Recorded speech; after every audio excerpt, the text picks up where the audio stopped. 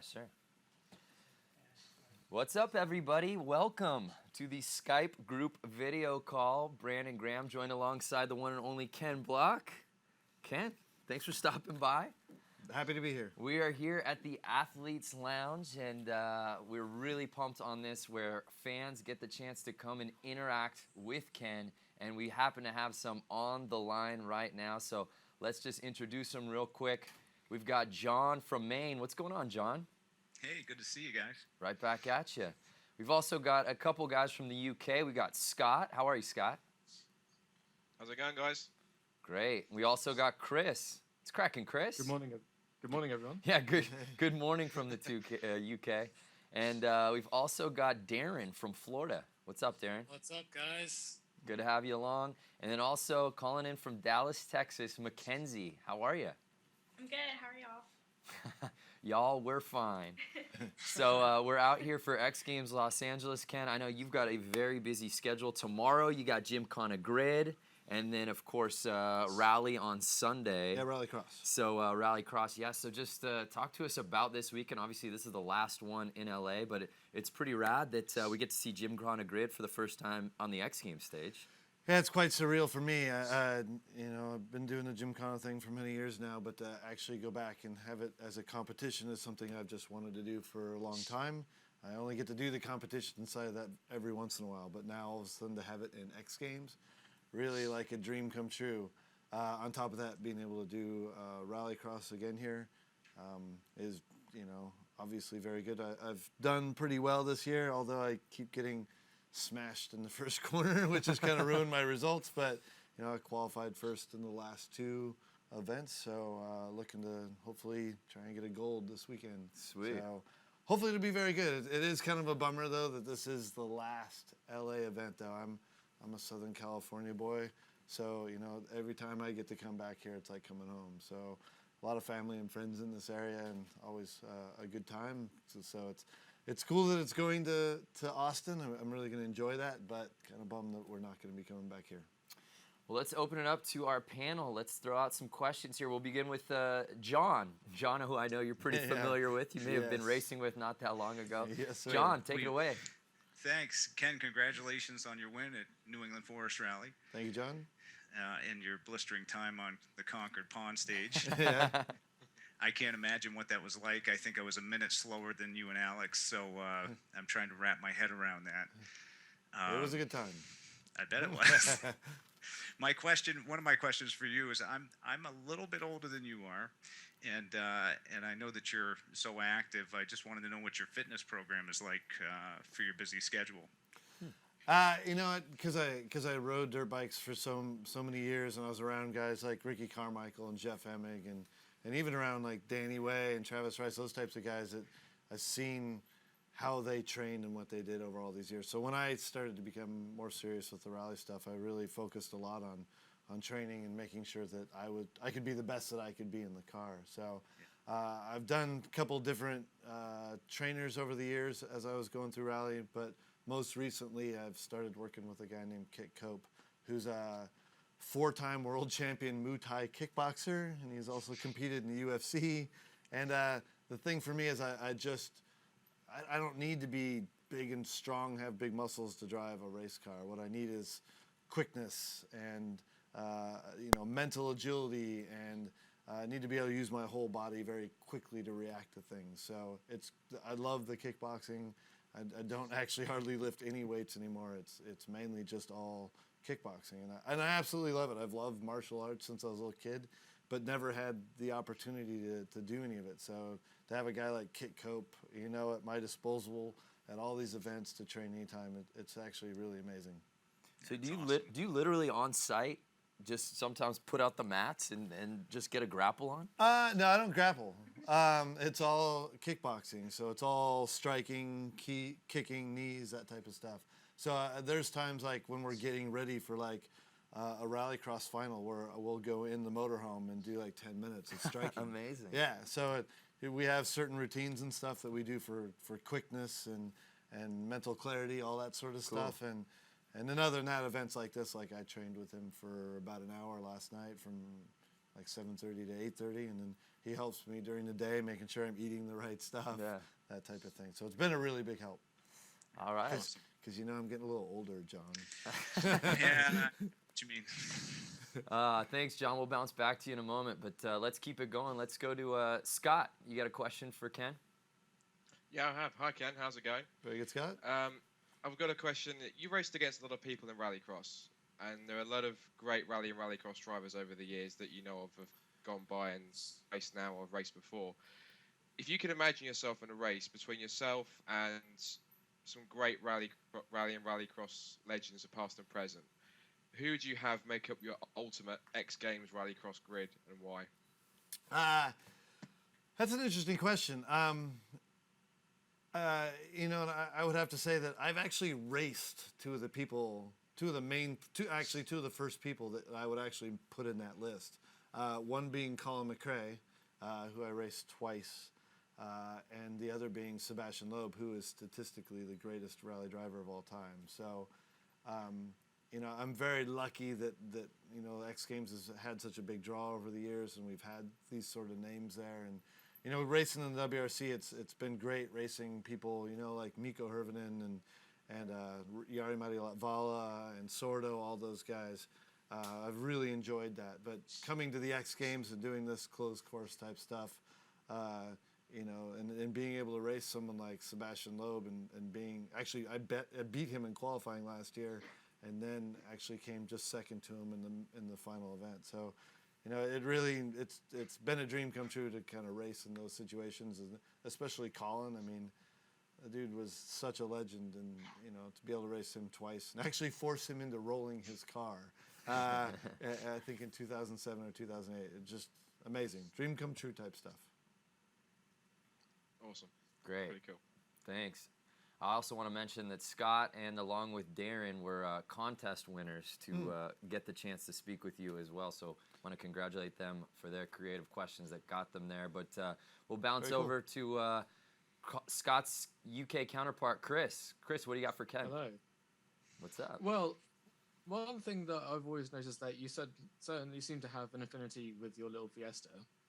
And I know that you used to race Subarus in the past. But what I was wondering that, should the feeling ever take you and you go back to the World Rally Championship, if you could race with any car aside from your Fiesta, which would you choose and why?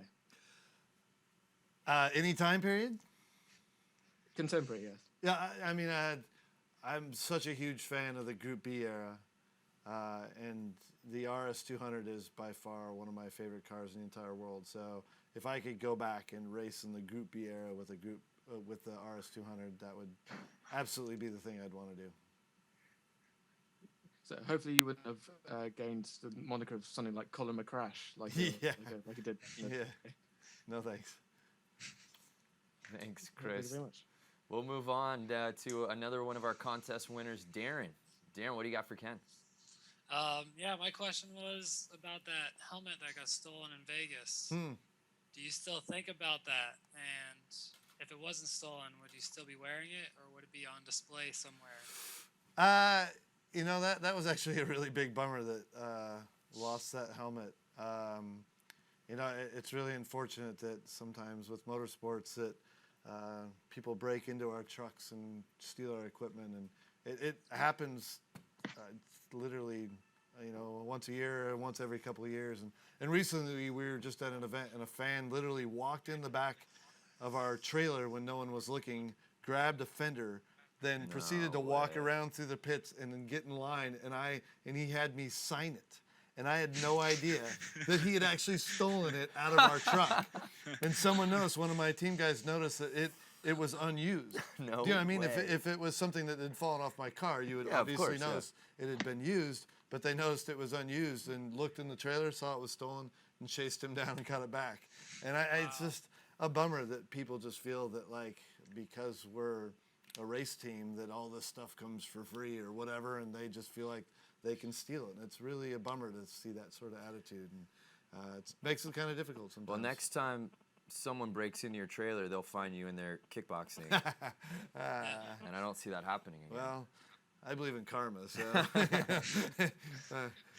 I mean, I raced motocross for about 16 years, so I know what you mean about that. Yeah. I also remember Troy Lee. He painted my helmet when I was 10. So, and that was when he was still painting out of vans. So I know that you guys spent a lot of time designing that too as well. Yeah, and that's the thing. I really appreciate Choi as an artist, and he's painted a lot of great helmets for me. And it's really a bummer to put the effort in and get something like that painted, and then have someone just steal it. And on top of that, too, motocross. There's so many athletes that ride and race motocross. That motocross helmets are kind of cheap, but our helmets. I don't have a helmet sponsor, and they literally cost about $4,000 a piece. Whoa. So, like I was so used to back in the day with, riding motocross that, like Pete Fox would send me, the new Fox helmet, and it was like not that big of a deal. But now with how expensive and how gnarly like these helmets are for our type of racing, it's a tough blow when someone steals a helmet out of a trailer. Totally. Wow. Cool. Thanks, Chris. And also want to invite fans. You can also send in your questions, #Skype X Games, and we'll be asking them live here to Ken as they completely interactive during this group call. But we keep moving. Let's go on to Mackenzie in Dallas, Texas. Mackenzie, what's going on? Hey. So you saying that your helmet was $4,000 is insane. I thought the 6E helmets that are like $700 was expensive. But my bad. Yeah, well, the FIA has done some very specific changes with our seats and helmets and suits and all that stuff over the past couple of years, and I appreciate the fact that they're trying to keep us very safe. And I had one of the biggest crashes in my life a couple of years ago in Portugal, and it was like a 4G hit at the right at the end of it, and I mean, I walked away with a bruised foot. So I really genuinely appreciate, the FIA and all these regulations, and how well M Sport builds my little Ford Fiesta. It keeps me very safe. Well, that was actually going to be one of my questions, since an average Joe can't just go pick up a sick car that can do all that. So what are some of the instant modifications that you guys do to make this happen? Well, with my car, it's very important that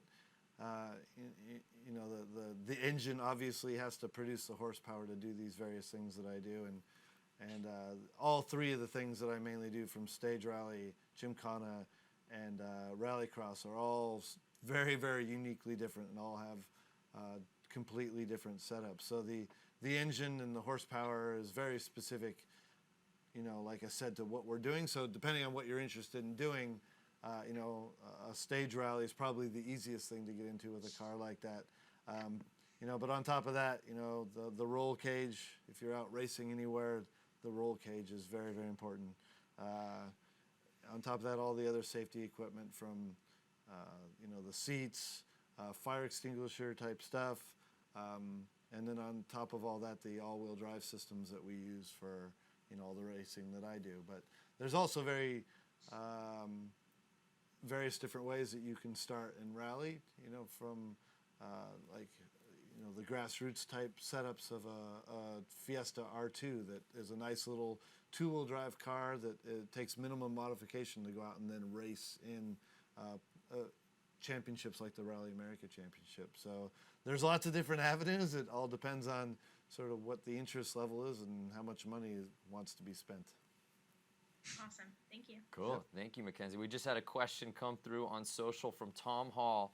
How much did your first car cost, and how long until you crashed it? My first race car? Probably. I guess would be the question. I would hope so with that question like that. Well, my first race car was a Group N Subaru STI, and I raced that in 2005. And I think the rough costs of that are somewhere between $150,000 and $200,000. Oh, and I crashed that car the first year. Of course. I think I did 12 events that first year, and I had one bad wreck at the Ojibwe Forest Rally. Well, let's bounce it back to John. John, you got anything else here for Ken? I do, actually. I mean, Ken, you're everywhere. You're in Tokyo. You're all over the world and doing all these promotional things and demonstrations. How do you balance the business and the motorsport sides of your head? Are you able to switch off and go right to the other thing?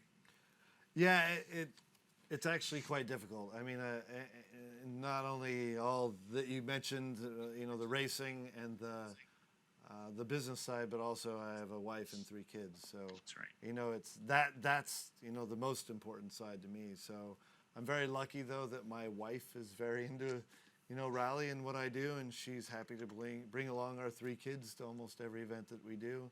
And not only that, but as you know, she raced her 5th event there at Maine. So she's done 5 rallies. 2 of which she beat me because my car broke. But so I really am quite lucky to have a great wife that loves to come out and do these things and live this life with me. Yeah. Do you find that some of the quietest times for you are when you're on event and in the woods? Yeah, absolutely. I really try and separate, everything apart when I'm at an event.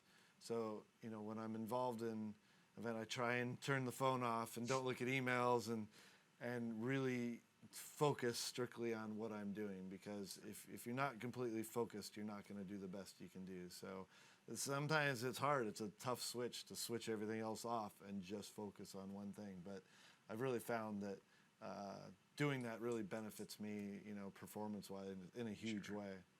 Yeah, thanks. Yep. Great. Thank you, John. We'll bounce it back the other way. Let's go back to Mackenzie. Okay, so I have an interesting question. I work with women's racing on a daily basis all over the world, and we saw Vicky Golden do amazing things last night in the best whip. So if, say, I wanted to be the first woman to compete on your level in your sport, what are some tips you'd like to give? Well, it would take a lot of experience out racing in various forms of motorsport. And really, I came from rally, so my first step of getting started was going to the Team O'Neill Rally School. So we have 2 very good rally schools here in the States, one on the East Coast called Team O'Neill, and the other one on the West Coast called Dirtfish.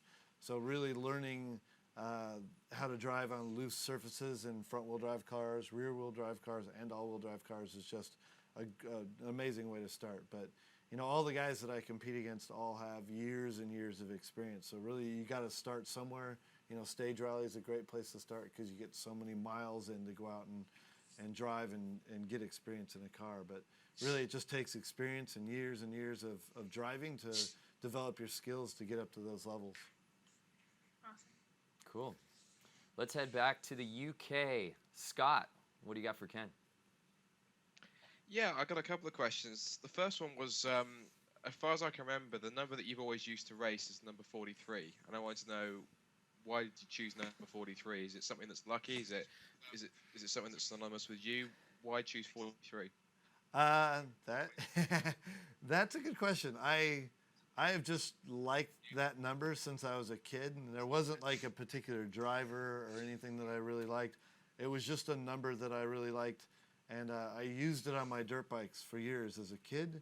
And then as I got older and started racing cars, it was just I just put it on there because it was naturally my favorite number. So, yeah, I honestly, I wish I had a better answer for you than that.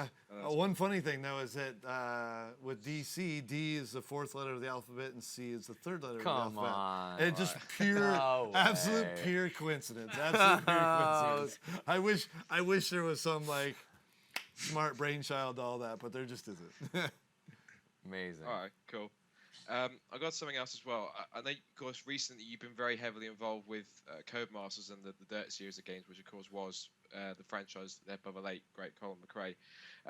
Is that still the case? And if so, is there any kind of exclusive information you can give? Like, are you still involved in that? And who's on the next segment at all?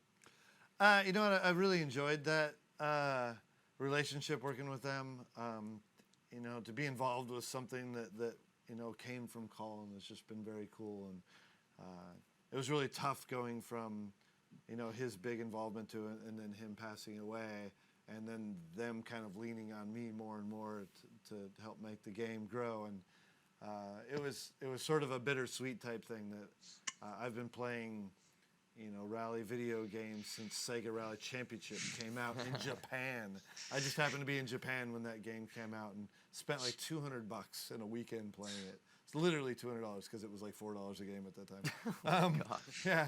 So you know, like I said, it's kind of bittersweet because I really took over because Colin passed away, and I've done my best to try and help them really make it grow and make it a great game, and it was really kind of mind-boggling that they put Gymkhana in that game and had my car in there, and really wild for me. But you know, I've sort of seen some basic presentations of what they're doing for Dirt 4, but it hasn't been officially announced. I don't know what they're doing, and even the official stuff I saw from them was a while ago. So I really hope they make a Dirt 4. I've genuinely liked what they've done in the past, but we'll see. But I also have enjoyed playing other, you know, car driving games too. I absolutely love that game, but I really enjoy some stuff like Need for Speed and a couple other games too. So I like a bit of variety. So, you know, I'm looking forward to that new Need for Speed game that'll be out this fall. That's right. Awesome. Good stuff. Cool. We got some other questions coming in social. Once again, you can ask your question to Ken, hashtag Skype X Games. This question coming in from Ed. Ed asks, where is the most beautiful yet craziest place you have driven? I don't know if that's a two-part question or if there's an answer that is for both. You know, my favorite roads in the entire world are in New Zealand. Really? So because it rains so much in New Zealand, they build these roads with these really steep cambers in them. So you can lean on the cambers so much with the car and carry so much more speed than if the road was flat. So it's just some of the roads down there, like I'm just smiling the entire way down the stage. So hopefully next year the rally should be back on the WRC calendar, and hopefully I can make it down there to race it again. Oh, that's awesome. All right, let's head back down to Florida with Darren. Darren, what you got? Hey, Ken, don't mean to put you on the spot here for a minute, but I'm going to Atlanta. Do you think I'm a little meet and greet with you? Yeah, I mean, we always do some sort of autograph session, so love to meet you face to face and give you a poster and whatever else we got. So please come out. All right, yeah. But I guess my question though is, what's your feelings on the new X Games being in Texas next year? Do you think they're going to be bigger and faster? You know, since everything in Texas is is always bigger. in Texas. Leave it to our resident Texan. Yeah. Well, you know, I really like Austin. I went to the Formula One race there last year with Pirelli. It's a beautiful facility. So of all the places for, you know, X Games to end up, I'm pretty happy about that. So it's great that it's actually a motorsports facility. Yeah. So for us to be able to go do what we want to do there and potentially to be there for years, maybe they'll set up some very specific things for us. So I'm really looking forward to that. I think it's going to be amazing. Okay, cool. Thanks. Yeah, thank you, Darren. Let's head back to the UK. Chris, what do you got, man? Hello. Well, just sort of on an aside, the first game I got 100% on PS3 was Dirt 3, so that took me a while, but it's given me a lot of great memories. And one of the things I really liked about the game is how you could do the car versus bobsled race that Top Gear did a while back, and that stage was in the game. Yeah. But my actual question was wondering whether you'd consider going on to Top Gear yourself and seeing if you can set the fastest time in their reasonably priced car. You know what? I've actually thought about that several times.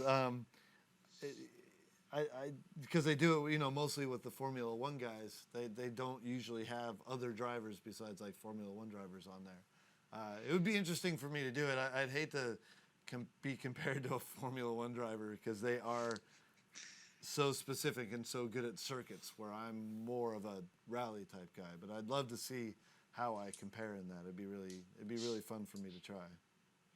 Well, you nearly get your way into an F1, but the report said you're apparently, quote, too tall. Yeah, Pirelli had this thing set up because they were using the Toyotas as test cars a couple years ago, and they wanted to have me go out and do a test, and I flew all the way to Germany to do a fitting in the car and drive their simulator and all that, and I got there, and the first thing we tried to do was put me in the car, and I just did not fit. So the drivers that they had driving before they quit racing were very short.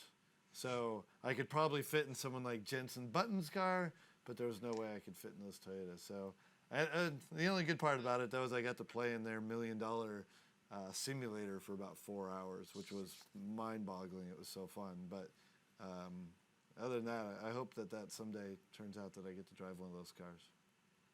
Same. I mean, it's fun to play with a multi-million-pound toy, but it's better to drive an actual car. Yeah, absolutely. Thanks, Chris. We got another social question coming in from Elliot in the UK. If you could be as epic as you are at driving at any other sport, what would it be? That's funny. I actually got that question yesterday from someone else. I mean, I grew up skateboarding, so but I was never good enough to be a pro. So that I think would probably be my number one thing, that if I could actually be a pro skateboarder, that's what I would have liked to have been when I was a kid. So cool. That's my easy answer. All right. Well, I think we got room for maybe one or two more. Let's go back to John. You got something else here for Ken? I do. Ken, I've been in the sport about 14 years in rally, and I can't seem to stop. And obviously you're taking advantage of all the opportunities that you have, which is fantastic, and we love to see it. Do you ever pause long enough to think about the longevity of you in the sport and where you're going next? Yeah, I think about that every once in a while. I've had to make some adjustments over the years, depending on, what I'm doing or what works for me and my family and that type of thing. And I really would have liked to have actually done a full season of the WRC, but the commitment to that, of moving to Europe to do all the testing and all that, I just couldn't do it. So that's the one thing that I've been adjusting my schedule over the past couple of years, is trying to make it just work better with me personally, and actually staying here more in the States just affords me more time to be with my family and to be able to do all these different things that I'm doing, from Gymkhana GRID to racing in GRC, and now back in the Rally America Championship. So it's just, I want to do this as long as I can. I'm sure you do too, Exactly. So I absolutely love racing in all these different disciplines, and I'll do it as long as I can, and just have to adjust things as we go along. Thanks. Awesome. Thank you so much, John. And thank you to all you guys for being a part of this. Thanks to John, Scott, Chris, Darren, Mackenzie, and everybody checking us out, as well as all the fans who sent in the questions via social. Thanks again, Ken, for stopping by the Athletes Lounge. No problem. To make sure everybody watches Gymkhana GRID tomorrow, I think it's going to be really fun. We've got 8 great guys racing head-to-head, and I think it'll be a really, really good show. And then also, we got Global Rallycross on Sunday. So, they've got some great courses, designed for Irwindale for Sunday, and of course we have some really fun courses for Gymkhana GRID for tomorrow. So hopefully everyone will be entertained. I know I will be. I absolutely love driving in this stuff, so hope it's as entertaining on TV as it is inside the car. Well, amazing. We're all stoked, and you can follow all the coverage on xgames.com, and a big thanks again to Skype for making this all possible. We'll see you guys later. All right, bye everybody. Bye. Ciao. All right.